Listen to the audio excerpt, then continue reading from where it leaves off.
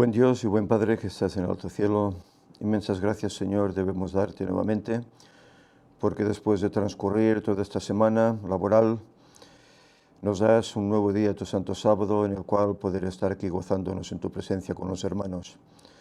Señor, te rogamos ahora que tu paz quede con nosotros, que tu Espíritu nos acompañe, que Él dirija todo, que todo lo que aquí hoy oigamos, se diga, todo sea para alabarte, para aprender de ti, para crecer como cristianos. Que nuestra mente, Señor, no se vaya ahora de este lugar, que guardemos el sábado como tú deseas, que te ofrendamos, Señor, nuestro culto racional, que es el culto que tú deseas. Ayúdanos, pues, Señor, a hacer tu voluntad y te rogamos por los hermanos que están por el camino, si es tu voluntad que lleguen con bien, los que tal vez están en vacaciones o ausentes, que ellos también en espíritu se encuentren en paz hoy contigo, y ayúdanos, pues, a todos para que cumplamos esta tu voluntad y nos preparemos también compartiendo con los demás estas verdades para que aquel día cuando tú regreses podamos estar en pie nosotros y muchos que habrán oído el mensaje a través de nosotros. Queremos ser instrumentos tuyos, Señor, que así sea. Quédate pues ahora con nosotros. En el nombre de Jesús te lo pedimos. Amén.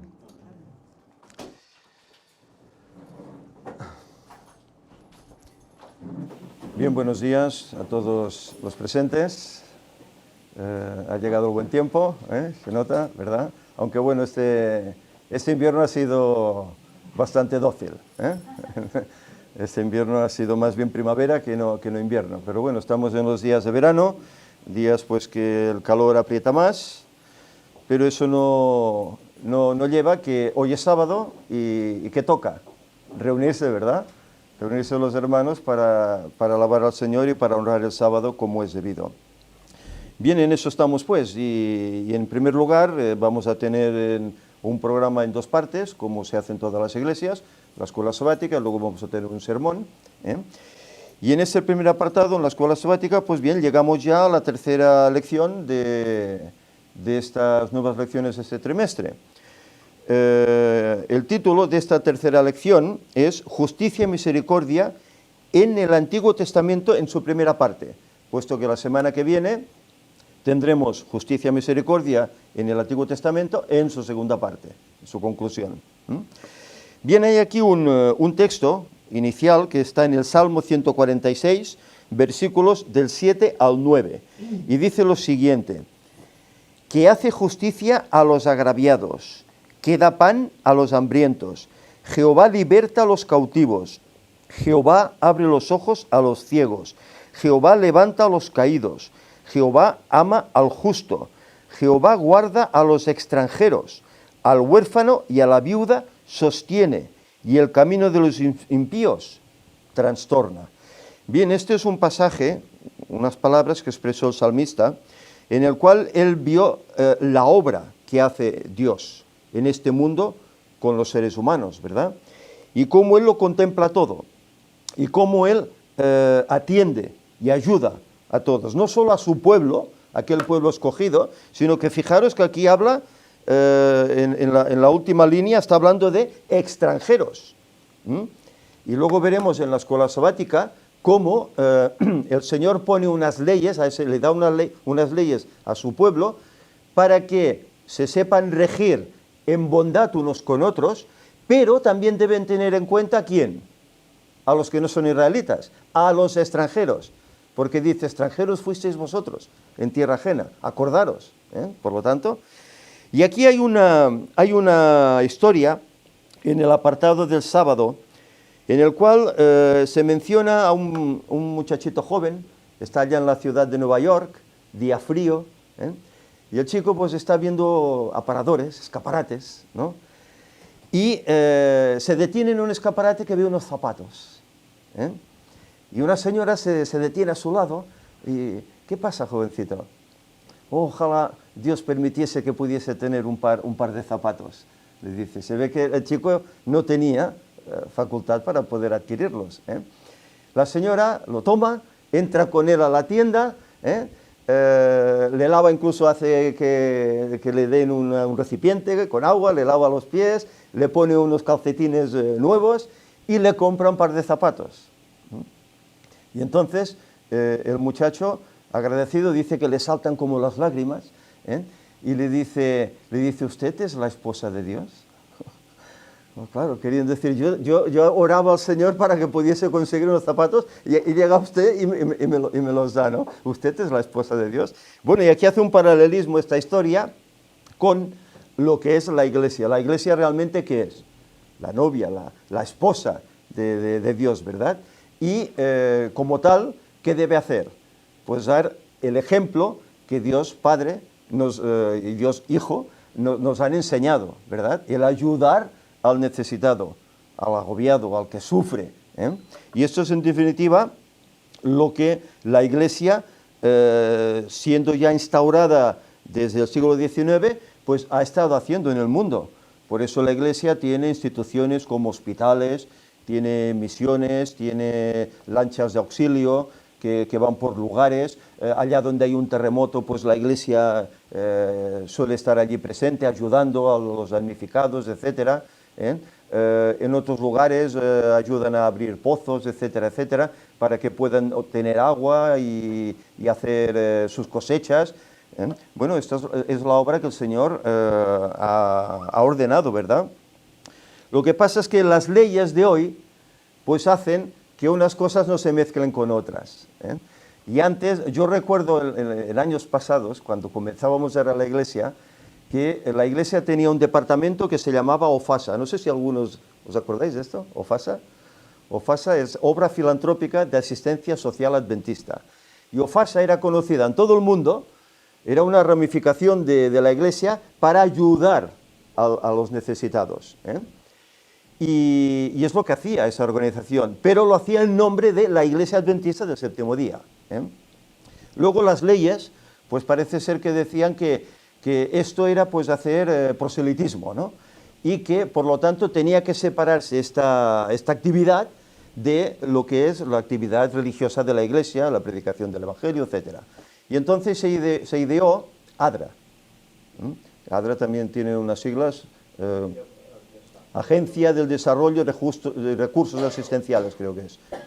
Pero siendo adventista, digamos que no se presenta como iglesia adventista, y hace la labor que hacía OFASA, pero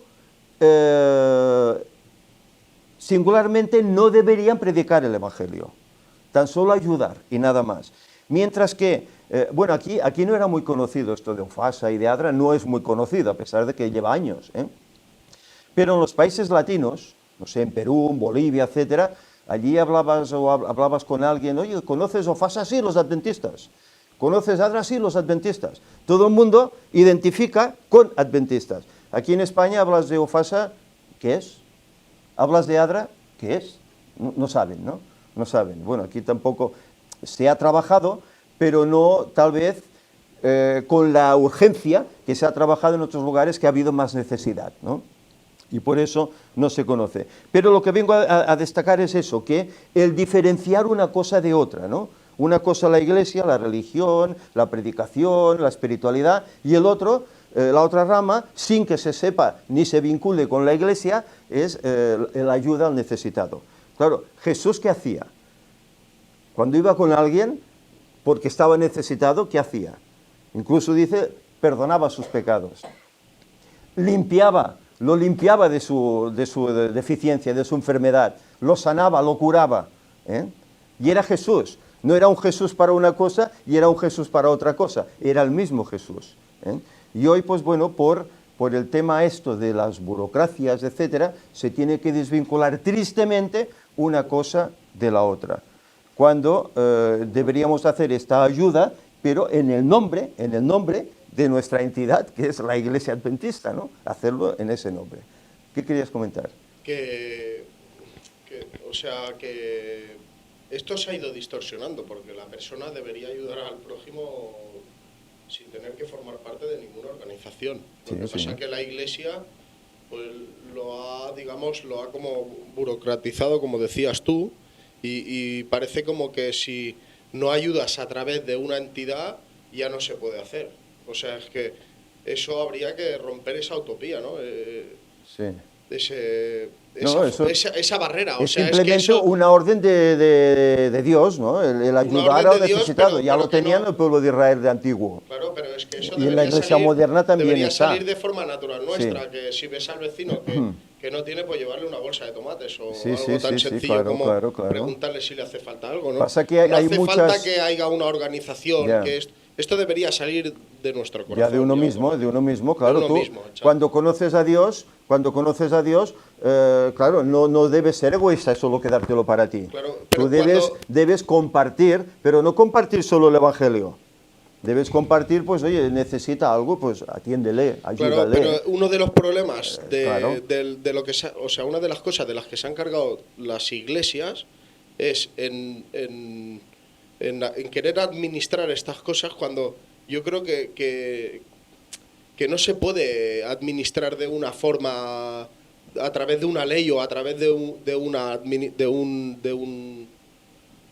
oficina, unos conductos legales sí, exacto, administrativos. o sea, exacto, que esto lo único que está haciendo es que pierda el verdadero significado Claro. del ayudar a los demás. Claro, es el problema que estoy citando, ¿no? Exacto. Que se ha desvinculado Pero que una orden eso divina lo ha provocado, y se ha hecho una ley humana, exacto, digamos. eso ¿no? lo ha provocado el querer controlarlo con una ley, porque eso de alguna forma debería salir de una ley, sí, una ley, pero que tiene que estar en nuestro corazón, no tiene que estar en un escritorio de una oficina de una iglesia de no sé qué país, ¿sabes? Sí, porque esta ayuda la hacen muchas otras entidades que no son ni creyentes.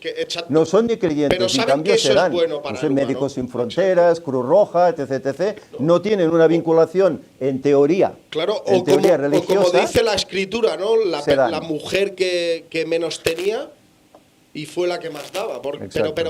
Pero lo daba de corazón, no lo daba para dar a aparecer o aparentar a algo delante de los feligreses o delante de la gente importante del pueblo. No, lo hacía porque lo hacía de corazón.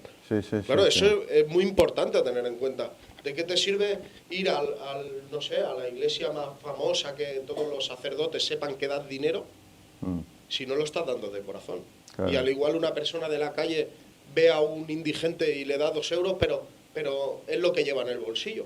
Sí, bueno, lo que decía Jesús con aquella viuda que solo da aquellas 2 monedas, ¿no? Exacto, ese es el ¿Querías versículo. comentar algo, Víctor, también? Lo que sí es cierto es que al haber un tipo de organización se compone evidentemente más de una persona. Entonces esto puede ayudar a incrementar fondos para poder suplir la necesidad en lugares concretos, más masivamente que si es por individuos, ¿no? Claro. Entonces, eso está muy bien.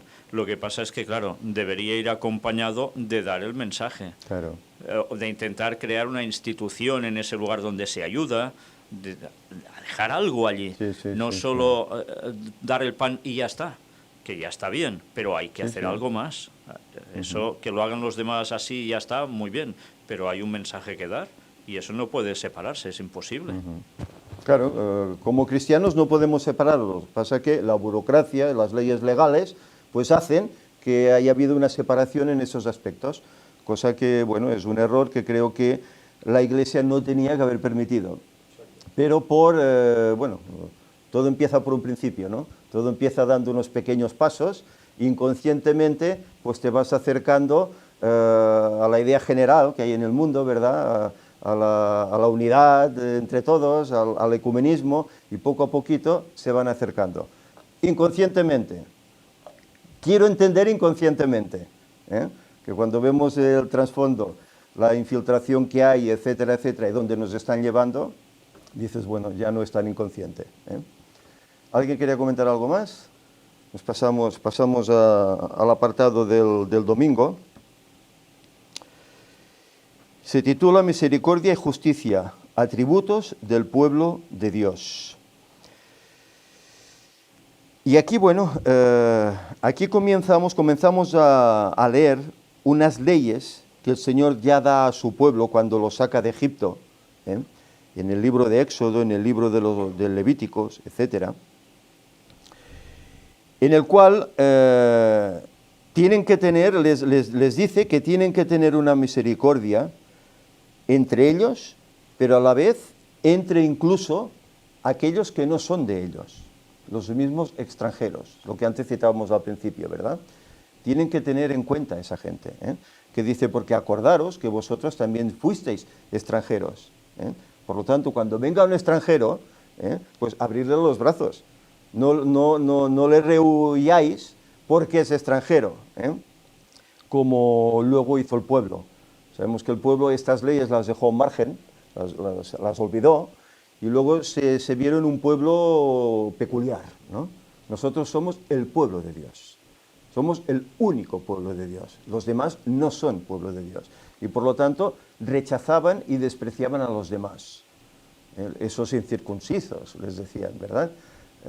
Los dejaban al margen. Y esta no era la voluntad de Dios. Es decir, que aquel pueblo aquí falló en ese sentido. El pueblo de Israel físico estamos hablando. Y hay aquí algunos pasajes que nos muestran pues este hecho, que al extranjero, por ejemplo, Éxodo 22, del 21 en adelante, dice al extranjero no engañarás. En otros lugares dice que tienes que tener pesas, exacto, pesas cabales, que no engañadoras, no hayas trucado la balanza para que pese a tu favor. A ninguna viuda ni huérfano afligirás, etcétera, etcétera. Son leyes que el Señor ideó para que el pueblo tuviese pues una convivencia apropiada entre ellos, cosa que las demás naciones no tenían estas leyes. Por eso el Señor quería que su pueblo fuera un ejemplo para todos aquellos que lo rodeaban. Porque además, fijaros una cosa, aquí está, no, aquí no está. Quería aprovechar el mapa, pero aquí no está. Israel estaba en un punto estratégico en el mundo de entonces, porque era un punto de paso entre Oriente y Occidente. No lo veo. Abajo, sí, es verdad, Israel, sí. Pues estaba en este punto estratégico, en la costa incluso, donde había tanta mercadería de naves que venían de Tarsis y de tantos otros lugares, ¿verdad? Y os acordamos en los tiempos de Salomón, ¿cuánta gente no venía de países extranjeros para oír y ver a Salomón? Y era el momento de poder dar un testimonio de mira cómo es nuestro pueblo, mira el Dios que tenemos, las leyes que nos ha dado, para que podamos ser un pueblo apto, educado, un pueblo pues que conozca a Dios, que se identifique con Él, que le predique, que dé ejemplo, y todo esto la gente se lo llevaba. No es de extrañar que había lugares como Etiopía y otros lugares donde se había guardado el sábado. Habían tomado esas costumbres israelitas, incluso guardaban algunos de estos mandamientos. Esto es importante. Y luego aquí nos muestra la lección cómo también el Señor da una serie de mandamientos relativos al sábado. Y concretamente nos habla aquí de tres tipos de sábados. ¿Y el sábado para qué es el sábado? ¿Solo es para venir aquí, sentarnos, escuchar al orador y ya está? No, el sábado, aparte de esto, aparte de reunirnos, porque es el día que, bueno, no trabajamos, es el día que podemos dedicar plenamente al Señor, pues bueno, no solo es venir aquí y escuchar, sino que el sábado tiene más horas. No solo son 2 o 3 horas, tiene más horas. Y el resto de horas, pues bueno, hay enfermos allá, que tal vez conocemos, podemos ir, visitarles, echarles una mano, unas palabras de aliento, llevarles un presente. Hay gente que tiene necesidades y el sábado es momento pues de estas cosas, de trabajar, porque tenemos el día libre, podemos hacerlo, cosa que tal vez durante la semana es más complicado por los quehaceres, ¿verdad? Pues bien, por eso el sábado tiene esta relación tan importante, incluso con la obra de asistencia a los demás, de atención espiritual y de atención también física. Y el Señor por eso dio en el mandamiento, el cuarto mandamiento, el sábado. Acuérdate del sábado. ¿Y de qué nos hablaba aquí este mandamiento? ¿De qué nos hablaba? Nos hablaba de que un día fuimos, ¿qué? Creados, ¿no? Por Dios. Porque en 6 días hizo Jehová los cielos y el sábado descansó. Y nos dice pues que no debemos hacer nuestra obra. Luego Isaías lo amplía, cosa que veremos, lo amplía un poco más, para que no hagas tu obra, sino que hagas las obras de Dios. Luego hay otro sentido acerca del sábado, que se recoge en aquella semana de 7 años. Dice, 6 años sembrarás la tierra, y el séptimo, no. El séptimo la dejarás ¿para quién? Dice para el necesitado, para que puedan ir y tomar, porque aquello seguirá creciendo, aunque no se haya cultivado, aquello seguirá creciendo, que ellos puedan también alimentarse. Es decir, que vemos aquí como en este sábado de 7 años, el Señor tiene atención hacia los desválidos. Y luego hay otro sábado. Es como una representación también del amor de Dios, digámoslo así, ¿no? Es cuando el día en el que más el amor de Dios se manifiesta con más intensidad, digámoslo, ¿no? Porque durante la semana pues estamos preocupados y ya deberíamos desprender ese amor, ¿no? Y esa misericordia hacia los demás, pero el sábado es un día donde hay que intensificar eso. Es ese día especial, ¿no? Es un día en el que recordamos eso, que venimos de Dios, que creemos en Él, que le obedecemos. Tiene que representar su carácter también. Claro, y tenemos que representarlo en ese día. Aquí está. Por eso da esta serie de leyes determinadas en estas cosas que estamos hablando. Y la última de ellas es los años del jubileo. ¿Cuándo ocurrían los años del jubileo? Dice, 7 semanas de años contaréis. 7 por 7, 49, ¿verdad? Y el que hace 50, dice, será el jubileo. Dice, si alguno ha tenido que embargar sus tierras, ha tenido que vender sus tierras porque no tenía pues para cosecharlas, pues en ese año, ¿qué harás? Las restituirás, las volverás, se las darás, para que él vuelva a rehacerse, para que no haya pobres. El Señor quería que todos fueran equitativos, que no hubiera ni ricos ni pobres, que todo fuera equitativo. Por eso las posesiones no podían pasar de tribu a tribu, sino que tenían que pasar entre la familia, de padres a hijos, etc. Pero no podían pasar a otra tribu, para que esa tribu quedase pues desamparada. Son leyes que el Señor ponía. Y hay aquí un pasaje que me gustaría, mirad, Éxodo 23, el versículos 10 y 11, hablando del segundo apartado de estos sábados, dice, 6 años sembrarás tu tierra y recogerás su cosecha, mas el séptimo año la dejarás libre, para que coman los pobres de tu pueblo, y de lo que quedare comerán las bestias del campo, y así harás con tu viña y con tu olivar. Esta ley tiene, por así decir, un doble significado. Significaba el momento, cada 6 años dejarás de labrar, dice, para que coman los pobres de tu pueblo y las bestias del campo, etcétera, etcétera. Eso tiene una vinculación también con el futuro. Es decir, tiene una vinculación con la segunda venida de Cristo. Y hay pruebas. Hay otros pasajes relacionados con este texto que me gustaría leer con vosotros. Si leemos Oseas capítulo 6, Oseas el capítulo 6 y el versículos del 1 al 3, y luego leeremos otro que nos aclarará mucho más este hecho y veremos cómo se está refiriendo a un hecho futuro que aún no ha acontecido. Oseas 6 dice, venid y volvamos a Jehová, porque Él arrebató y nos curará, hirió y nos vendará. Es decir, aquí está hablando de alguien pues que está empobrecido, herido, ¿verdad? Lo que leíamos aquí es para los pobres, dice, ¿no? Luego dice, nos dará vida después de 2 días. En el tercer día nos resucitará y viviremos delante de Él.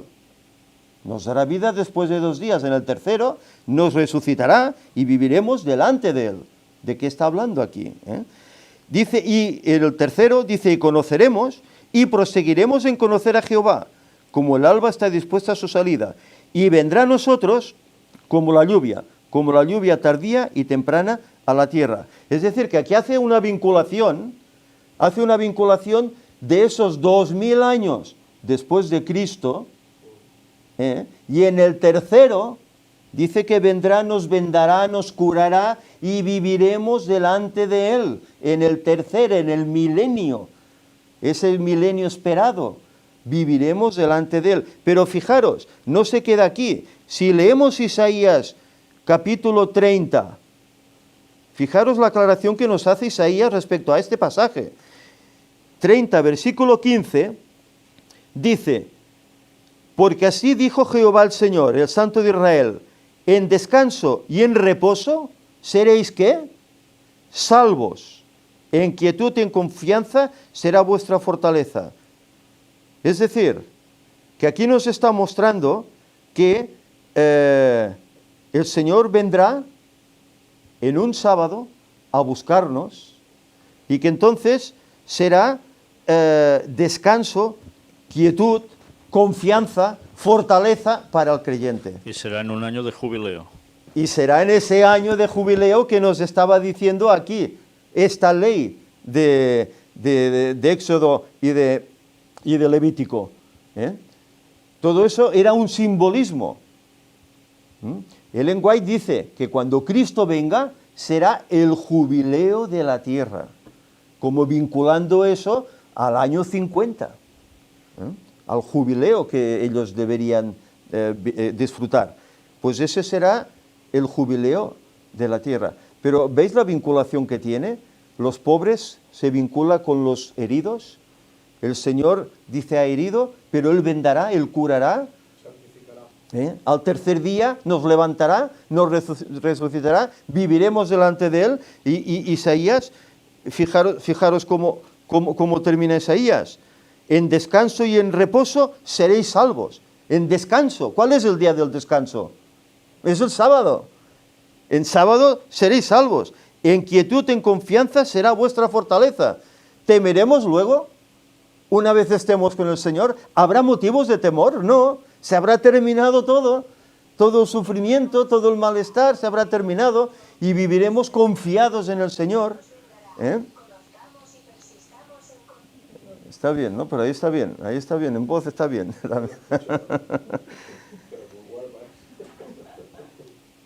Esto es algo que quería resaltar de la lección, que toda esta justicia social que aquí se nos está hablando acerca de los sábados, tiene una tremenda relación con lo que tiene que venir.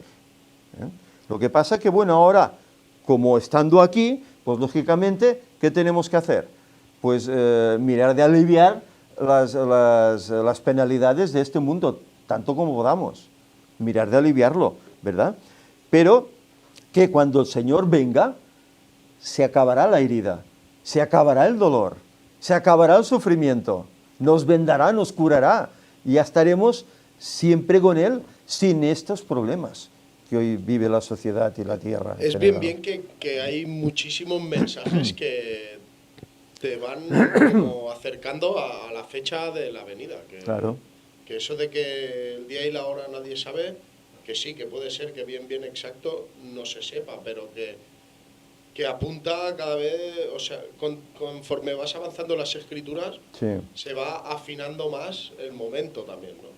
O sea que incluso en estos versículos que son tan cortitos, tan poco extensos, y también es enriquecedor, porque lo está diciendo, ¿no? La importancia del sábado, del para conocer estos de los 7 versículos, años y del jubileo. Claro, tienes que conocer exacto esos 6 años que había de trabajo y el séptimo la tierra descansaba. Claro. Tienes que conocer que los 6 días de la semana de creación representa un periodo profético de 1000 años cada uno de ellos, 6000 años de pecado y luego viene este descanso, este jubileo. Y que todo esto, claro, cuando no relacionas estas cosas, entonces lees esto. Yo en la iglesia nunca he visto que leyendo Oseas 6 te digan, esto es la segunda venida de Cristo. No, nunca. No vinculan porque no aceptan que la semana de la creación sea también profética, no solo literal, sino que quiere decir una profecía concerniente a la finalización del pecado y a la venida de Cristo para terminar y está con todo. demostrando el plan de Dios, que es Claro. perfecto, matemáticamente es perfecto.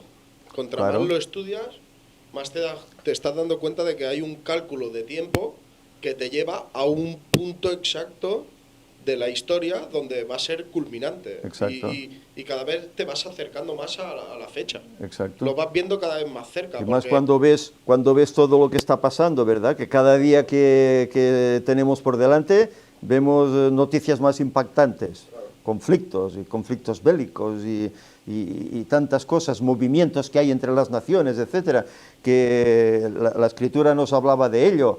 Ellen White nos hablaba de ello, Urias Smith nos hablaba de ello, y cuando vinculas todo eso dices, caray, Cristo está por venir. Claro, muchos dicen, no, es que puede venir en cualquier momento. Cuidado, no puede venir en cualquier momento, el Señor tiene decretado. ¿Verdad que cuando Él vino por primera vez, dice la Escritura, cuando se cumplió, llegó el cumplimiento del tiempo, apareció Cristo, ¿verdad? Había un cumplimiento, había unas profecías, 70 semanas, etcétera, ¿verdad? Pero para su segunda venida no vamos a tener una directriz en la Biblia para saber cuándo va a ser, que es el acontecimiento más importante que espera este mundo.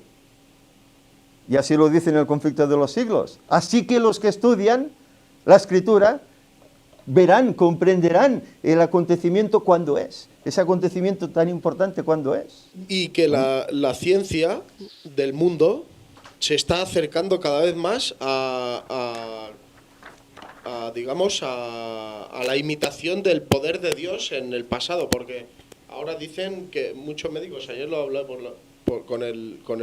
con Ángel, que hay médicos que dicen que con la nanotecnología, o sea, santificando y curando más al hombre, digámoslo así, ellos lo curan, Dios lo santifica, ¿no? Pero es lo mismo, porque todo te lleva a la salvación, pues el hombre puede llegar a vivir 300 o 400 años, pero que todavía no estamos preparados para hablar y para vivir de esta forma, en la sociedad en la que estamos.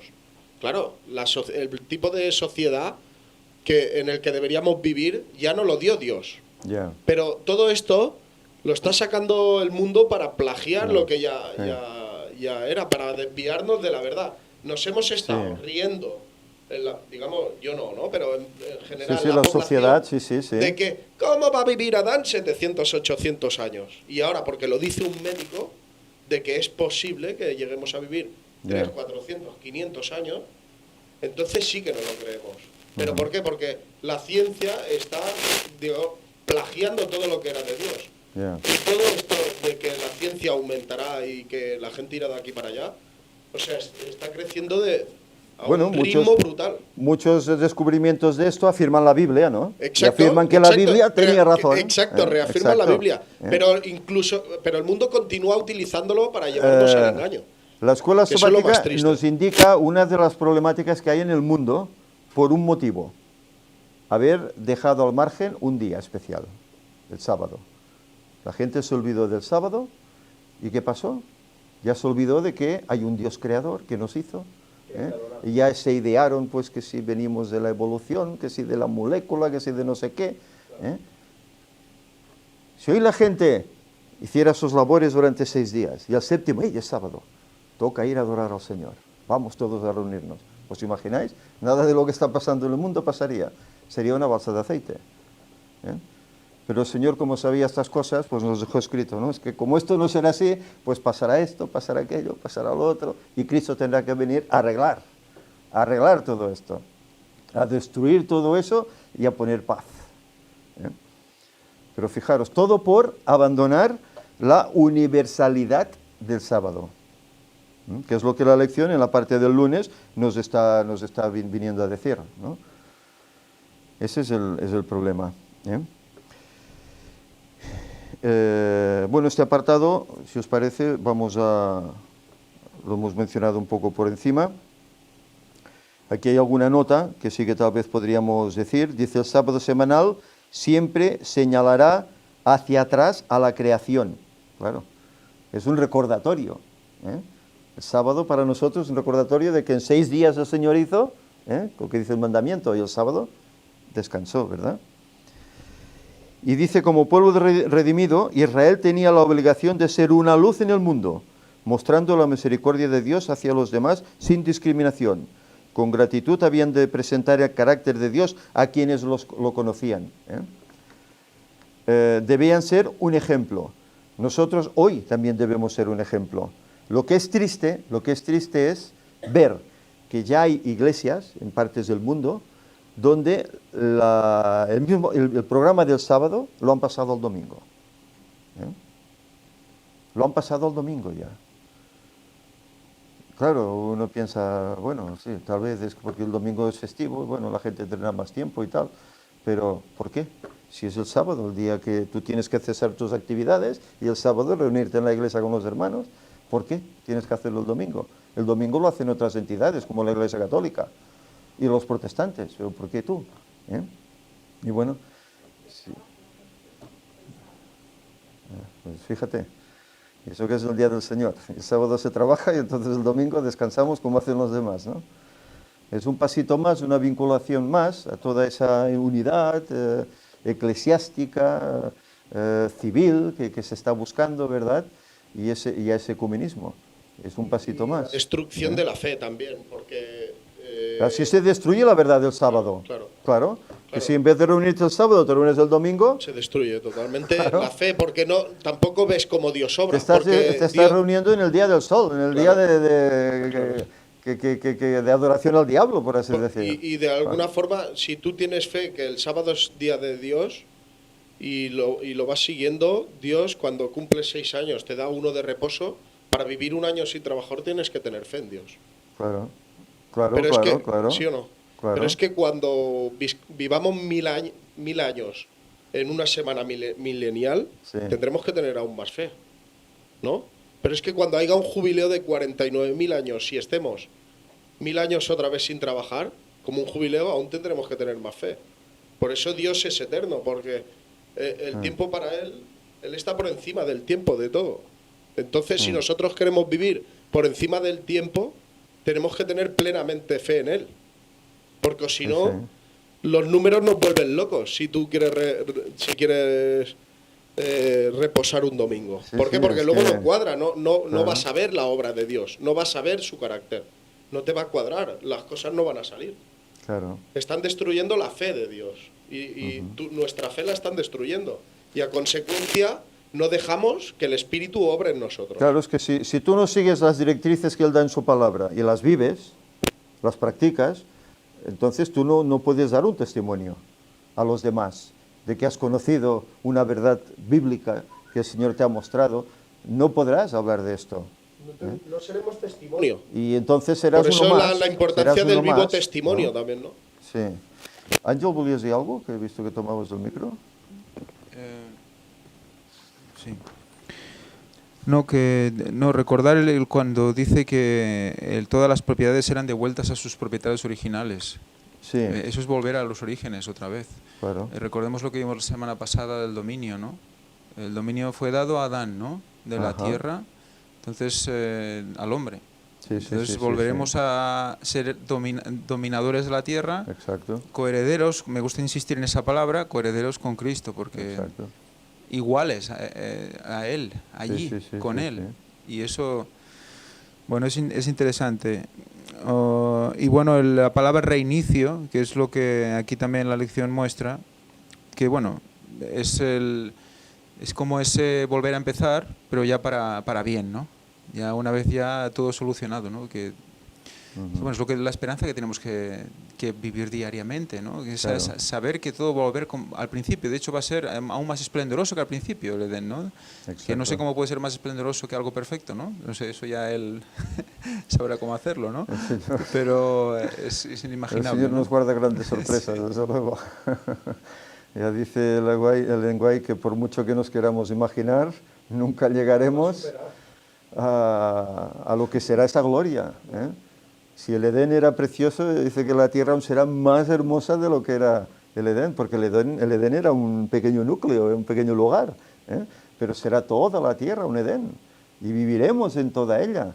Y no habrá la cantidad de agua que hay ahora, sino que habrá más tierra, porque dice el mar no existirá. Por lo tanto, habrá mucha más tierra para ser habitada, ¿eh? Y ser trabajada, etcétera, etcétera, ¿no? Y que por mucho que nuestra mente quiera correr a ver cómo será eso, bueno, la Biblia nos da algunas pinceladas, ¿no? De cómo será. Dice que el lobo comerá paja, ¿eh? Con la oveja. Y si Adán y Eva ya vivían en el Edén, pero no era trabajo, lo que ellos hacían era guardarlo. Sí. Claro, como nosotros tenemos un concepto del trabajo que más bien es esclavitud, porque lo que nuestra forma de vivir es que es esclavitud moderna. Pero claro, el trabajo que Dios nos preparará en el Edén no será el concepto de trabajo. No, claro, será muy distinto. Trabajarás en algo que te deleitará, claro. No te cansarás, ¿eh? Y el sábado y de mes en mes y de sábado en sábado, ¿qué haremos? Iremos todos a la santa ciudad de Sion a adorar a Dios, que es donde estará Él, ¿eh? Y que aquí la lección nos habla también acerca de otras fiestas que el Señor dio a su pueblo, que las cuales ellos pues tomaron tan exclusivamente como fiestas que olvidaron hasta su significado y lo hacían por rutina, y perdieron el significado de todo aquello. Todo era para darles unas lecciones, es decir, que no solo tenían que ser fieles en la determinación de guardar las fiestas de forma espiritual, sino que también tenían que practicar estas cosas. Pero ellos no practicaron, solo eran ritualistas. Hacían las fiestas, pero bueno, ¿cuántas trampas nos hacían cuando venía el año del jubileo, no? Y se hacían trampas para intentar evitar el volver las tierras al otro, se hacían gran cantidad de trampas, ¿verdad? Y cuando el sexto año venía el séptimo, que era año también de remisión, año que tenías que dejar al esclavo, etcétera, pues se hacían trampas para que no se fuera, etcétera, Es decir, siempre pensando en mi beneficio, Y al Señor esto no le gustaba. Por eso le decía al Señor que aborrezco vuestras fiestas, vuestras lunas nuevas, vuestros días de reposo, pero no los días de reposo de la ley moral, días de reposo de las fiestas, que las fiestas se llamaban sábados, pero eran sábados ceremoniales. Dice, las aborrezco, porque sí, hacéis mucho, hacéis mucho. ¿Qué hacían en los tiempos de Jesús? Los escribas, los fariseos, ¿verdad? Venía la Pascua y venga, todos a prepararse, tal y cual.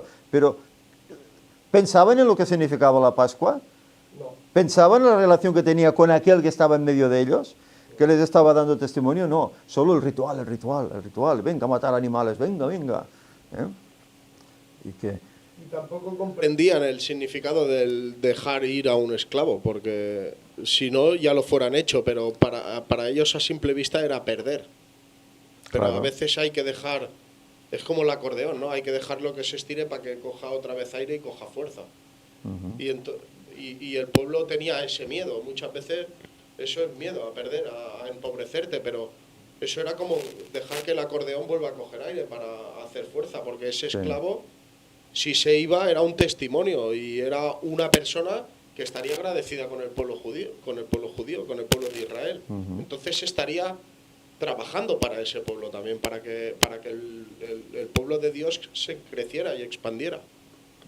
Porque hace falta a veces invertir para luego recoger, ¿no? Dice que la voz profética de los siervos de Dios sonó más potente cuando el pueblo hacía esfuerzos extravagantes para adorar, pero no reflejaba la compasión de Dios por los sufrientes que lo rodeaban.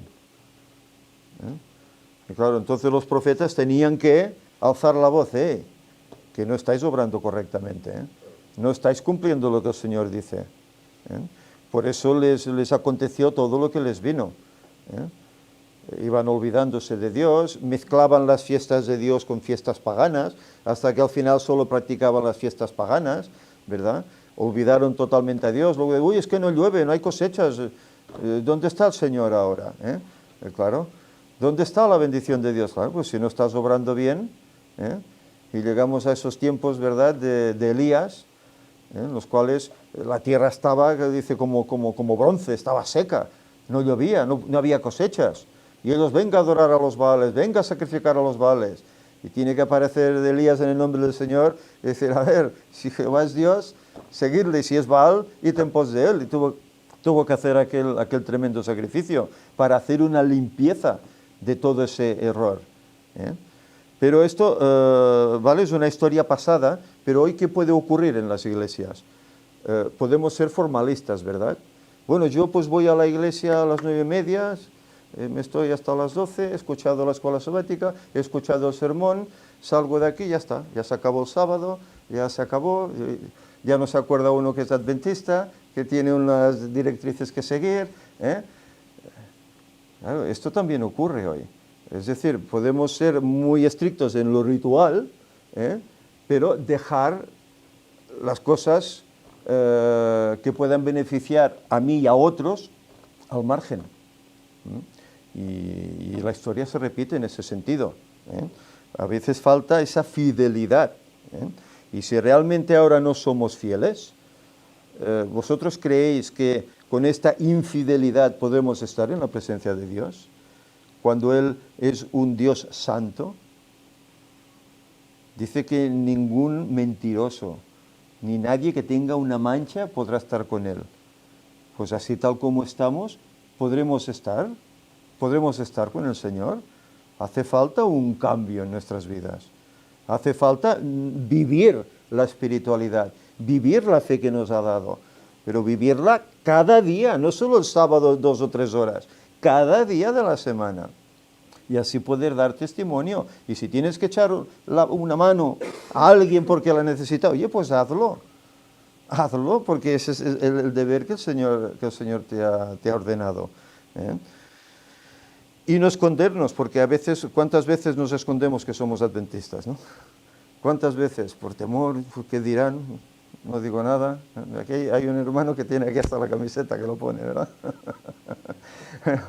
Pero ¿cuántos hermanos a veces se esconden? Y por no decir que soy adventista, porque a ver qué me dirán, a ver qué... callo. Y si en la mesa pues ponen un plato con tocino, pues bueno, yo callo y me lo como y así no se entera nadie. Y ya está. ¿Esto es ser consecuente con nuestro Dios? No.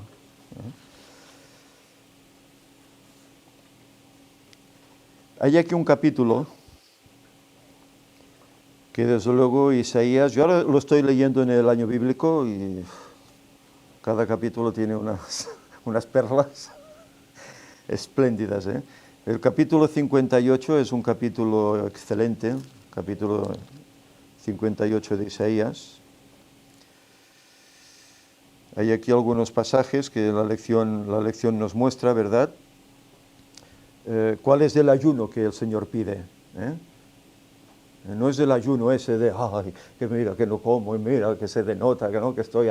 No, el ayuno dice es que partas tu pan con el hambriento, ¿verdad? Que visites a la viuda, etcétera. Este es el ayuno que tienes que hacer. Y fijaros cómo después de toda esta serie de palabras que el Señor les dice que deben practicar para que el Señor esté con ellos y los bendiga, los ayude, llega al versículo 13, versículo 14, que siempre termina con lo mismo.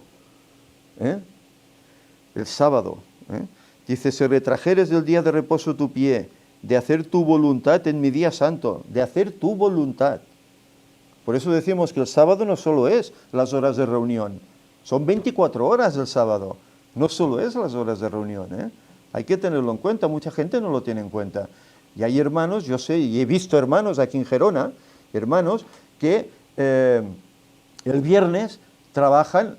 Aquí la puesta de sol en invierno, ya sabéis que es temprano, es antes de las 5:30, 5:22, por ahí. He visto hermanos que trabajan hasta las 7 de la tarde. Se han comido 1 hora y media de sábado. Pero bueno, porque no he dicho que soy adventista, por no tener problemas, pues luego van el sábado a la iglesia, ancianos de iglesia y tal y cual, ¿verdad? Pero si no estás aguardando las cosas, no deberías ni tener ese cargo, ¿eh? Si retrajeres el sábado tu pie de hacer tu voluntad, ¿eh? Pero queremos hacer la nuestra y no la que el Señor nos pide, ¿no? Quería comentar algo, hermana. Tiene que dar al botón hacia arriba, ¿eh? Eso es, sí. Pues más que comentar, le voy a contar un pequeño testimonio. Sí, bien. Bueno, yo estuve, para empezar por aquí, yo fui bautizada en la iglesia adventista. Ajá.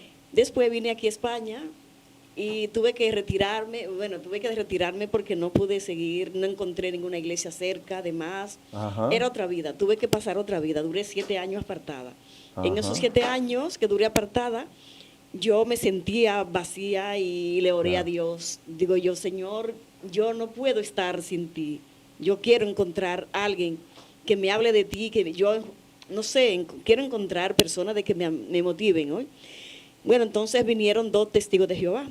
Ajá. Y me invitaron eso era como en abril, que celebran la conmemoración, sí, la representación de la cena, de la última cena de Jesús, ¿verdad? Ajá. Con los discípulos. Y me invitaron y yo le hice pasar, digo yo no pasar porque yo lo estaba esperando, yo oré y verdaderamente Dios escuchó la oración. Y duré un promedio de 12 años con ellos. Caramba. La única cosa, lo malo es que ellos me quitaron totalmente, me sacaron de la mente, me hicieron un lavado de cerebro, de mente. Y me quitaron, me pusieron pánico, me asustaron, sí, diciéndome que la única verdadera era la verdad, estaba en ellos y que no, ajá, había otra. Y que las demás religiones eran sectas peligrosas. Y yo tengo mucha familia que son adventistas, pentecostales, ajá, y así, y demás. Y digo yo, ay Dios, yo estaba preocupada, muy preocupada. Y nada, bueno, yo duré muchos años, 9 años sin ir a mi país, la primera vez. Sí. Entonces cuando fui allá, yo empecé a decirle a mi familia en el problema que estaban, no siendo pentecostal, testigo de Jehová, porque, ajá, y ahí era donde estaba la verdad.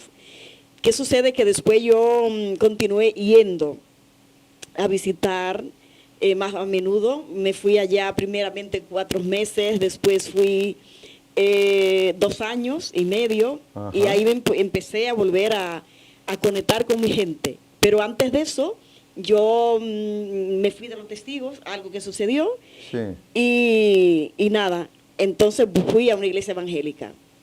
Para cortar un poquito, para no alargar más, yeah, pues cuando fui a visitar a esta iglesia, dieron una lectura bíblica. Ajá.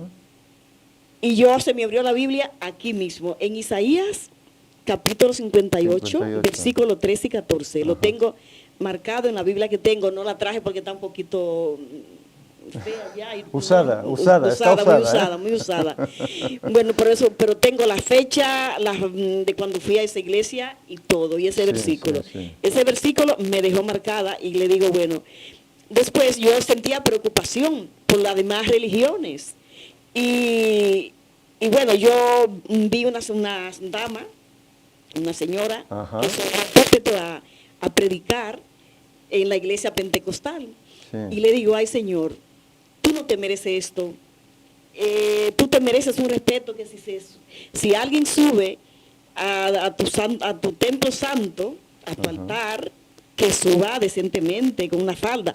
Yo para mí, porque nunca soy de ofender ni decirle a la gente, oye, se lo digo con amor en todo, yeah, caso, ¿no? Yeah. Bueno, entonces vuelvan a dar otra cita bíblica y yo vuelvo a abrir la Biblia y me pone unas que nunca más he encontrado. Esa sí que no la marqué. Cuando me ponía a decir, ¿por qué te preocupas por el hombre? si el hombre nada podrá hacer por ti. Yeah. Y le volví a orar a Dios. Le digo, bueno, Señor, es cierto, el hombre no podrá hacer nada por ti, por mí, Sí, pero sí. por mí sí. Tú sí que podrás hacer por mí. Aparta de mí todas esas preocupaciones y ayúdame solamente a creer en ti. Y nada, después me volví a ir a mi país, volví a conectar con mi gente, adventistas y demás. Pero con todo eso, ya como yo venía un poco marcada de todas estas cosas, volví a orar. Digo yo, Padre, yo quiero verdaderamente saber si el sábado es tu día santo y que tenemos que guardarlo. Soñé dos veces seguidas, el jueves y el viernes, predicándole a la gente que el sábado era el día de reposo del Señor, diciéndole yo en público a toda la gente.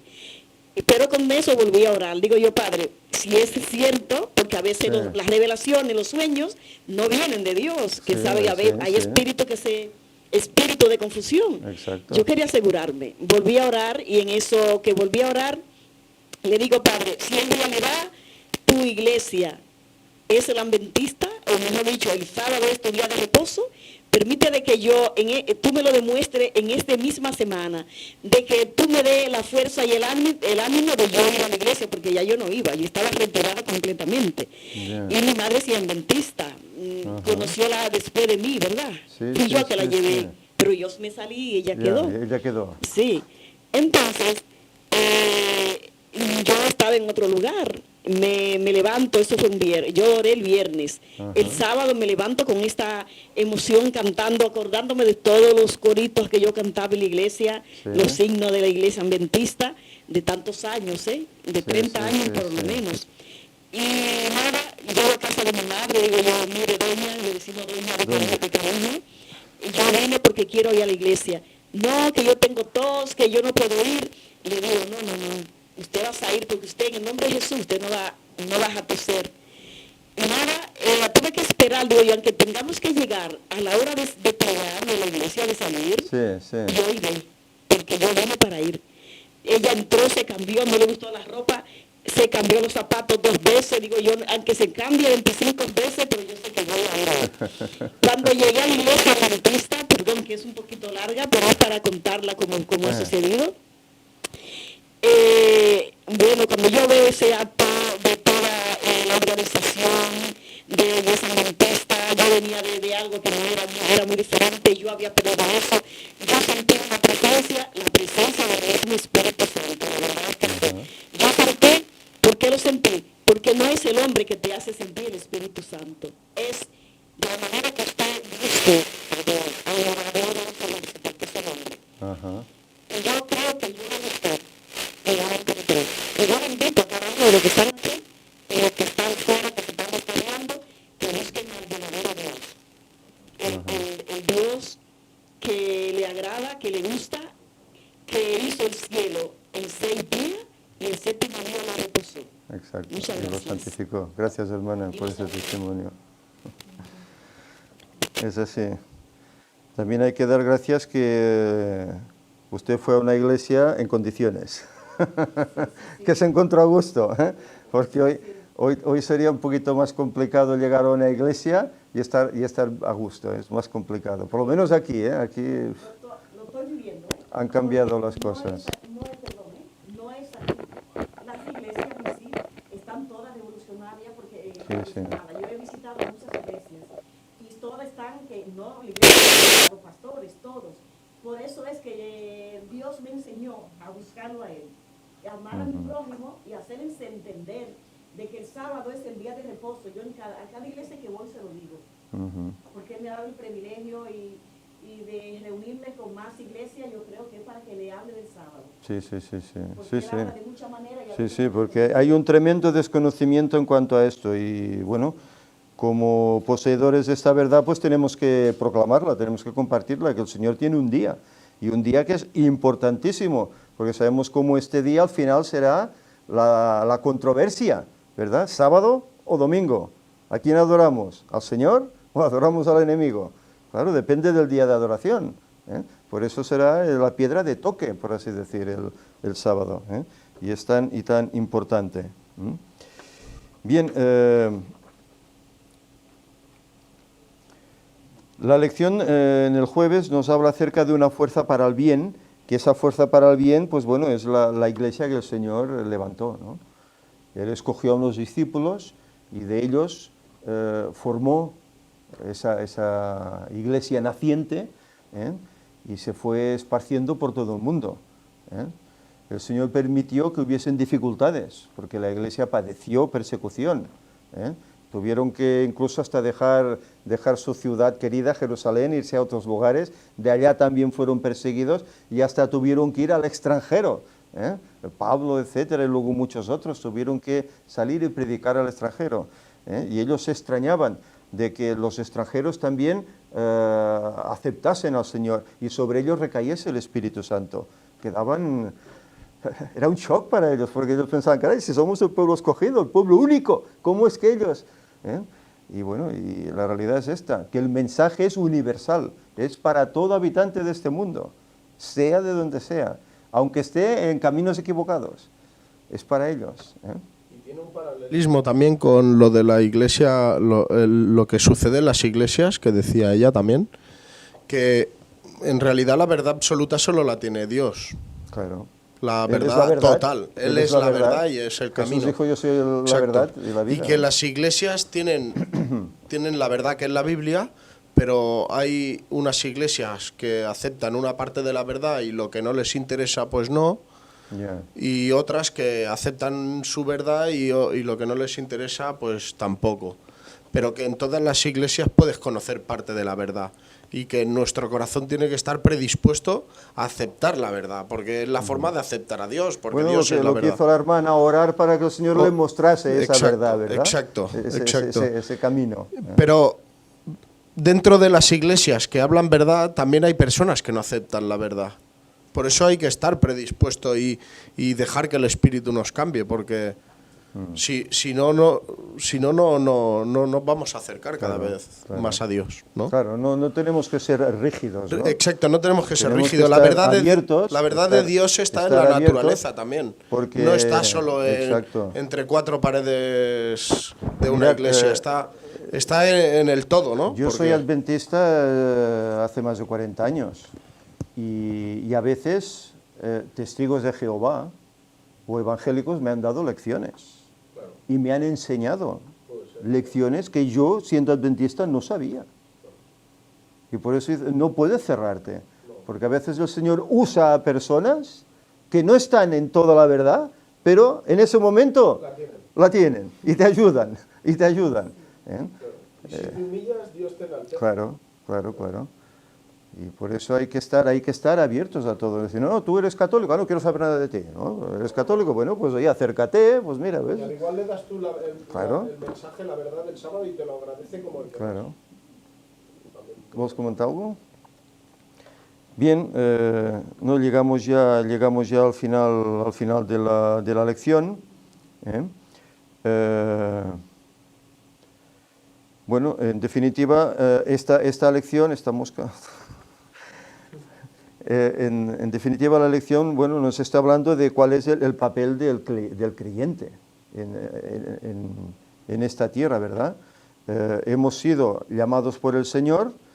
Sin duda alguna, si conocemos la verdad es porque el Señor ha querido escogernos entre muchos para darnos ese mensaje, porque en nosotros Él ve un potencial. Él ve que nosotros pues, podemos llegar a ciertas personas con un mensaje X. Mirad, hay gente que solo llega pues actuando, haciendo el bien, ¿no? Ayudando, pues sanando, etcétera, etcétera. Hay otros que llegan pues solo predicando la palabra. Bueno, cada cual sabrá el talento que tiene y sabrá que el Señor por qué el Señor lo ha llamado y en qué campos puede trabajar. Pero si estamos aquí y si pertenecemos a su iglesia es porque tenemos esta labor que hacer. Compartir con otros todas estas cosas, para que otros pues, puedan llegar a ese conocimiento de la verdad. Hay aquí una nota que es de Ellen White, que me gustaría terminar con ella, ya finalizamos la escuela sabática. Dice, cuando la mente de Cristo llega a ser nuestra mente y sus obras nuestras obras, podremos ayudar como lo describe el profeta Isaías. ¿No es más bien el ayuno que yo escogí desatar las ligaduras de impiedad, soltar las cargas de opresión? Isaías 58:6. Determina que necesitan los pobres y sufrientes. Luego, con amor y ternura, ayúdalos a cobrar ánimo y a tener esperanza y confianza, compartiendo con ellos las cosas buenas que Dios te ha dado. Esta es una nota de Ellen White, que está en Pacific Union Recorder, 21 de julio de 1904. Es decir, que tenemos que compartir con otros lo que el Señor nos ha dado. La palabra, la salud, todo lo que tenemos, conocimiento que tenemos sobre la nutrición, todo, hay que compartirlo. Que el Señor nos ayude, para que en esto también podamos ser fieles, es mi deseo. Terminamos con una oración. Nos ponemos en pie. Señor, te damos gracias por esta nueva lección de Escuela Sabática, en la cual vemos como tú nos llamaste. Tú tienes aquí un pueblo en este mundo, del cual nos has hecho partícipes, y te queremos pedir, Señor, que tú nos ayudes para que seamos aptos a estar en él. Que no solo estudiemos, sino que practiquemos en nuestra vida estas verdades, para que los demás lo vean, podamos ser un ejemplo, que no fallemos como hizo aquel pueblo de Israel, sino que realmente podamos ser un ejemplo, que vean los demás que te hemos conocido y quieran también saber de ti. Señor, que tu paz quede con nosotros, nos ayudes de aquí en lo sucesivo a ir santificándonos, a ir preparándonos para tu encuentro. Quédate pues con nosotros y prepáranos ahora para el servicio que vamos a tener seguidamente. En nombre de Jesús te lo pedimos. Amén.